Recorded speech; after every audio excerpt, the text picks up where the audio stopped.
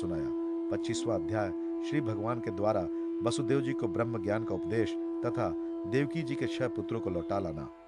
श्री सुखदेव जी कहते हैं, परीक्षित, इसके बाद एक दिन भगवान श्री कृष्ण और बलराम जी प्रातःकालीन प्रणाम करने के लिए माता पिता के पास गए। प्रणाम कर लेने पर वसुदेव जी भी बड़े प्रेम से दोनों भाइयों का अभिनंदन करके कहने लगे। वसुदेव जी ने बड़े बड़े ऋषियों के मुंह से भगवान की महिमा सुनी थी तथा उनके ऐश्वर्यपूर्ण चरित्र भी देखे थे।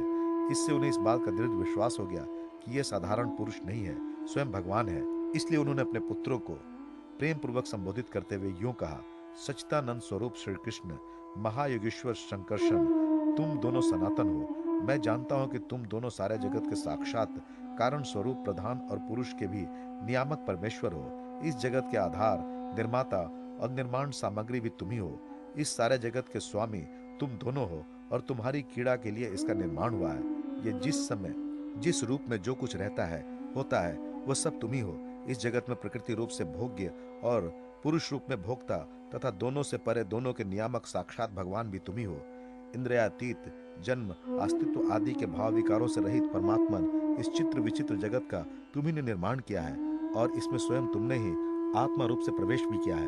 तुम प्राण, क्रिया शक्ति और जीव ज्ञान शक्ति के रूप में इसका पालन पोषण कर रहे हो।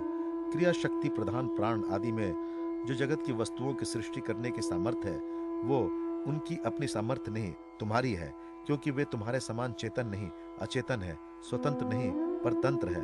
अतः उन चेष्टाशील प्राण आदि में केवल चेष्टा मात्र होती है, शक्ति नहीं। शक्ति तो तुम्हारी ही है।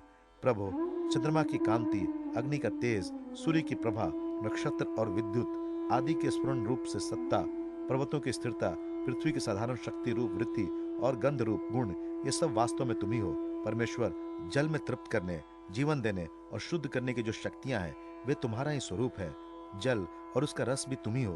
प्रभु, इंद्रिय शक्ति, अंतःकरण की शक्ति, शरीर की शक्ति, उसका हिलना डुलना, चलना फिरना, ये सब वायु की शक्तियां तुम्हारी ही है।